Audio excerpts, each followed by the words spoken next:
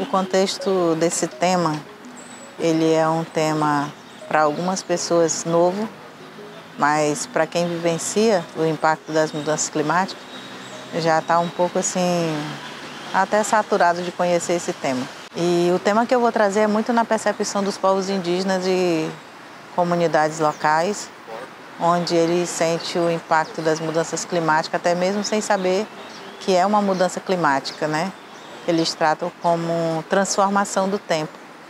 E em Roraima, a gente tem feito um trabalho de base e feito umas pesquisas a partir do conhecimento tradicional das comunidades indígenas, como elas têm percebido essa transformação na questão da plantação, da cultura, da pesca, da busca do artesanato, na visão dos jovens, das mulheres, das crianças, das lideranças mais experientes. E a resposta que a gente tem tido é que as percepções que eles têm já mudou muito na questão da vivência. E hoje eles estão trabalhando na construção dos planos de enfrentamento às mudanças climáticas. Então ela é um tema global que já afeta diretamente os povos indígenas que estão lá em contato com a natureza diretamente e que nem estão nesses espaços de discussão sobre esse tema tão relevante para o Brasil, para as comunidades indígenas e para o mundo.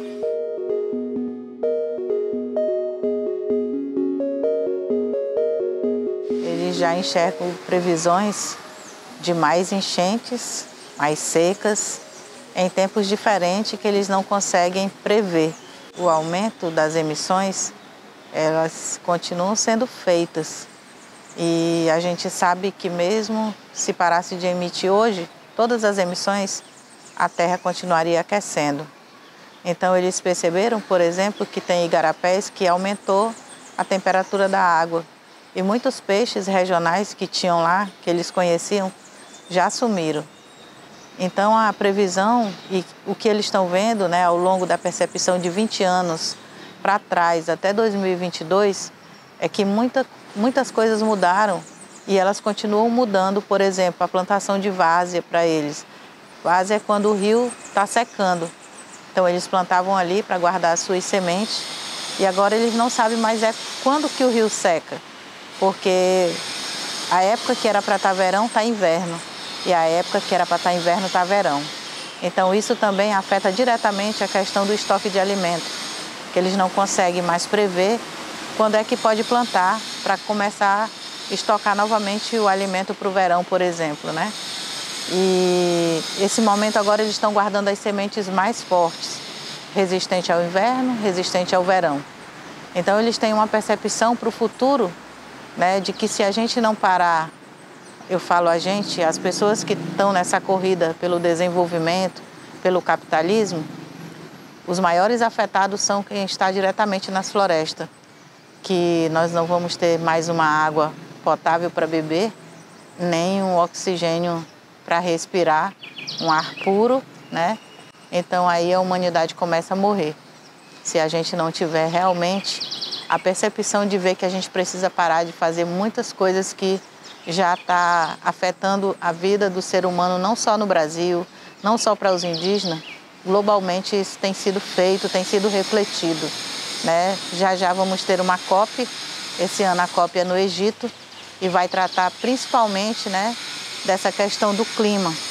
E todos os chefes de país vão estar lá tentando fazer acordos, como esse que o Brasil já fez na COP de Paris, de cumprir várias metas e que até agora ainda não conseguiu cumprir as metas que foram assinadas, né, prometidas. A gente tem umas metas aí para 2050, mas a verdade é que se a gente não tiver um olhar verdadeiramente para a questão de políticas públicas, para cumprir tudo isso, trazer de volta o espaço da incidência dos povos indígenas, para que a gente possa dizer que o conhecimento tradicional pode sim contribuir para a questão também do conhecimento científico, para minimizar o problema das mudanças climáticas.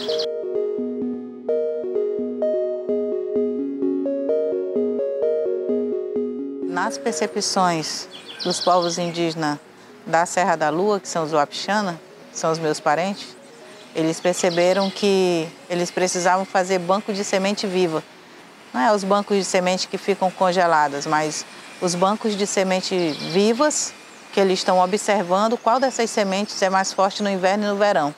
Então, esses bancos de sementes estão sendo feitos nas comunidades para que eles possam guardar essas sementes. É uma das tomadas de decisões que foi feita após a percepção de 20 anos para trás sobre a questão do estoque de alimento, né? Uma outra questão que eles tomaram uma posição de fazer é a observação dos pássaros no tempo de plantar. Então, a gente construiu os calendários etnoecológicos a partir do conhecimento tradicional dos povos indígenas, como as coisas aconteciam durante aqueles meses, né? E como está acontecendo em 2022, 2021. E muito dos cantos dos pássaros que guiavam plantações, que guiavam a colheita, já não acontece mais no mesmo tempo. Então, como eles estão prevendo agora que eles vão se guiar por onde? Para essa colheita, para essa plantação?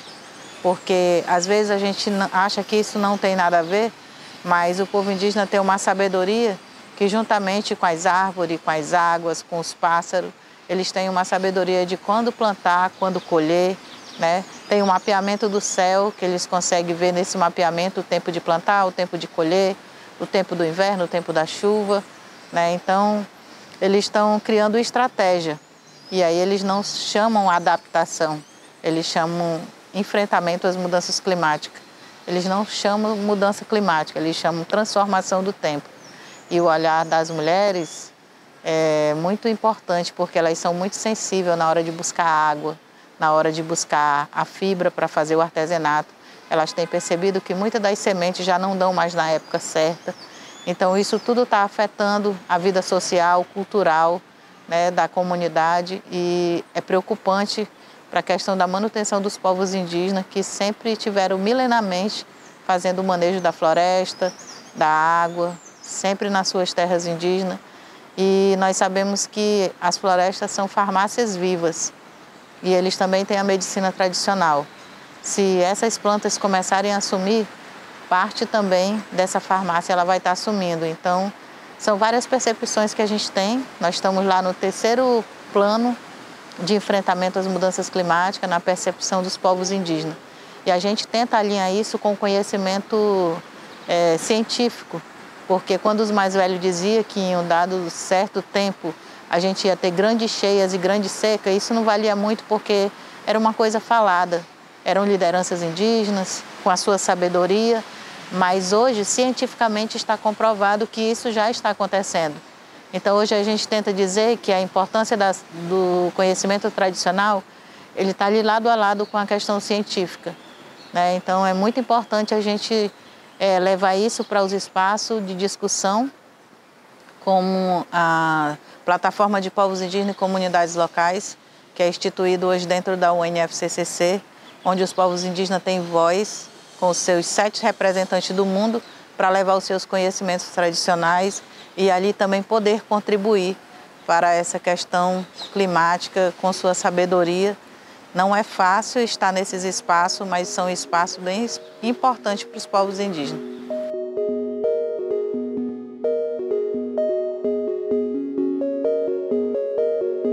Então, a gente tem aí um desafio muito grande.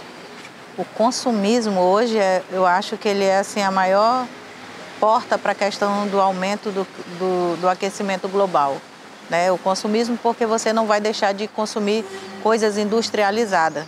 Por outro lado, a gente tem uma questão do desmatamento, que também contribui para essa questão do aquecimento global. E a gente vê que essas metas assinadas pelos países, as pessoas que estão nas suas casas, que estão, né, eles não estão muito ligando para isso. A gente não vê essa busca, né, para que a gente possa ter uma redução.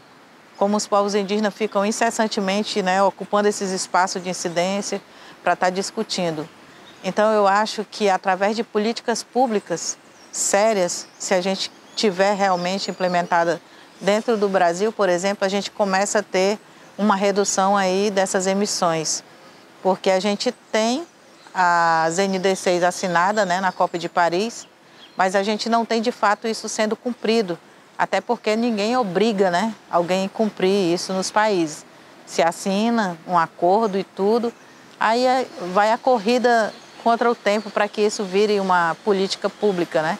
Então a gente até tem as políticas no Brasil, mas elas não são cumpridas de fato como devem ser. Então eu acho que a população talvez não sinta muito direto, porque quando alguém tem um aquecimento muito grande, liga um ar-condicionado, mas lá na floresta não. Lá se sente o aquecimento como ele é, não tem como ligar um ar-condicionado para minimizar o problema, né? E eu acho que vale a pena a gente chamar todos para essa união e essa discussão, porque é pelo bem da humanidade, do planeta, não só dos povos indígenas, das comunidades locais. Hoje a gente procura soluções para que a gente possa ter aí, né, um curto espaço de tempo, a diminuição da emissão, porque se a gente passar de 1,5 grau, aí começa a complicar para todo mundo.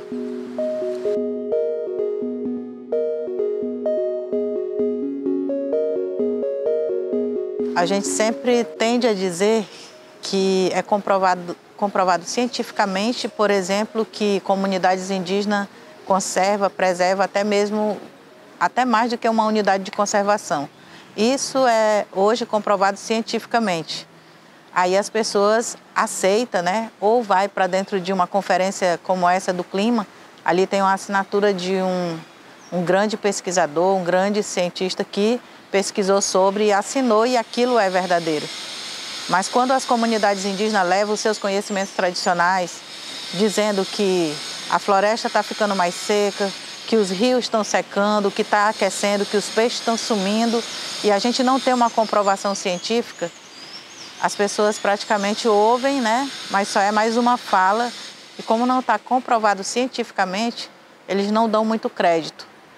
Aí, nessa corrida contra o tempo para que a gente não tenha a terra muito aquecida, os povos indígenas sempre tiveram aí, a partir da Eco 92, nessa agenda. Mas nunca foi muito fácil e nem foi dado os espaços de incidência, foi conquistado. E hoje, nessa plataforma de povos indígenas e comunidades locais, que é instituído dentro da UNFCCC, que é um espaço, né, ali que os povos indígenas discutem sobre o clima, a gente já viu sair no relatório do IPCC, por exemplo, 400 vezes, né, sobre povos indígenas e conhecimentos tradicionais.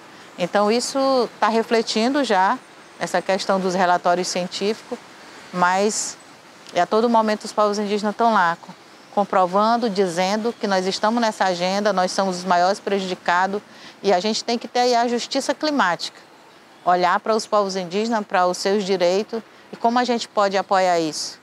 E a gente tem uma ação agora que ela é nova também, mas é velha para a gente, né? Porque com a questão da ação climática, a gente viu agora uma discussão, por exemplo, lá na Alemanha, a questão de perdas e danos. E aí a gente volta para as comunidades, o que é isso, perdas e danos? Isso já está rolando há algum tempo já.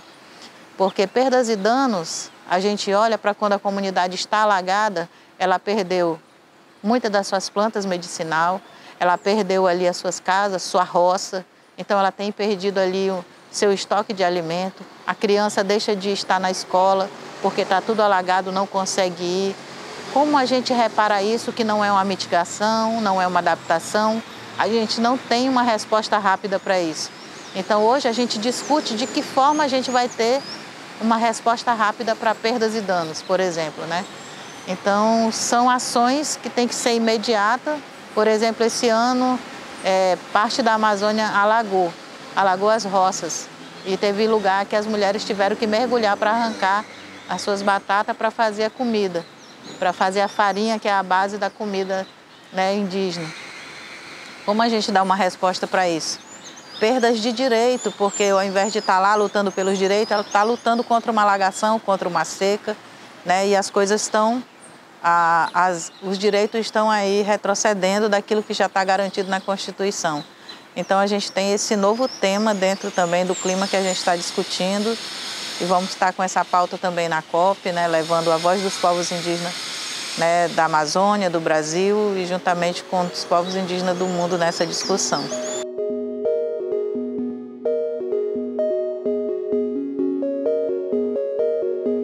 Então, aí eu volto lá para Roraima, que no próximo estudo de caso de mudanças climáticas a gente vai ter uma interação entre pesquisadores indígenas e pesquisadores científicos. E a gente vai, talvez, ter o primeiro estudo de caso, que a gente vai ter ali a ciência e os conhecimentos tradicionais junto, né, nessa publicação para o enfrentamento das mudanças climáticas. E quando a gente fala de estar lá fora, nesses espaços, é um desafio. A gente tem o desafio da língua, né? A gente tem o desafio de entender toda a parte técnica que é discutida, que a gente discute com as comunidades uma questão tradicional, com palavras que eles entendem. E aí, quando a gente vai para uma COP, a gente escuta resiliência, perdas e danos, né? A gente escuta mitigação, adaptação. Então, tudo isso a gente tem que transformar em palavras simples para discutir com eles. E estar nesses espaços é aprender tudo isso, mas também saber levar a voz dos povos indígenas, né? Porque se a gente chegar para qualquer chefe de país e falar, olha, a gente tem um plano de enfrentamento às mudanças climáticas, talvez ele possa olhar e dizer o que é isso, né?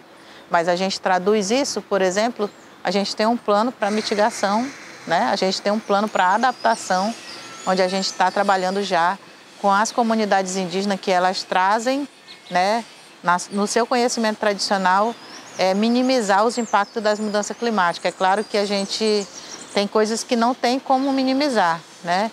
Por exemplo, se a gente está falando de muitas cheias, a adaptação é mudar da beira do rio.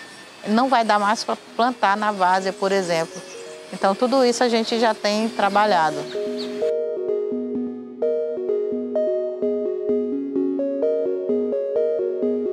Para as comunidades indígenas, a melhor maneira de frear são os países com os acordos que são assinados serem cumpridos. Porque se for olhar as comunidades em todo o mundo, é mínimo que eles contribuem para a questão do aquecimento global. Então a gente precisa que realmente os países assumam esse compromisso de emissão para que a gente possa não ter catástrofes maiores, né? Porque a gente está falando, eu estou falando de Amazônia, mas a gente daqui a pouco tem a questão do degelo, que vai aumentar o nível dos mares, cidades vão sumir, isso já é comprovado. Então, é coisas que fogem da nossa governança. A gente não tem como, né, com o nosso conhecimento tradicional, fazer com que os países parem de emitir, mas a gente tem como mostrar o que é possível fazer para que eles possam aderir e olhar que isso vai matar não só povos indígenas, vai matar todo mundo que está aí sempre correndo atrás, né, de mais desenvolvimento, mais capitalismo. Ah, não, eu paro de emitir aqui, mas eu faço um projeto ali de carbono, paro de emitir, continuo emitindo aqui, mas eu pago ali. Então tem todas essas questões que a gente precisa estar atento. E é possível reverter se eles aderirem? Eu não digo reverter, mas a gente vai ter uma diminuição bem grande, porque se a corrida do tempo que a gente está para a questão das mudanças climáticas, elas não forem levadas a sério, vai chegar um dado momento que vai ser irreversível tudo isso que está acontecendo, porque os danos são muitos. E até agora a gente não tem nem o acordo sendo cumprido. Imagina diminuir as emissões, né? Então, se cada um fizer o seu papel, a gente acredita que pode não ser irreversível, mas a gente pode minimizar bastante e a gente pode não ter muitas doenças que poderão vir, muitas catástrofes que poderão estar afetando a humanidade como um todo. Então, tudo isso tem que ser pensado.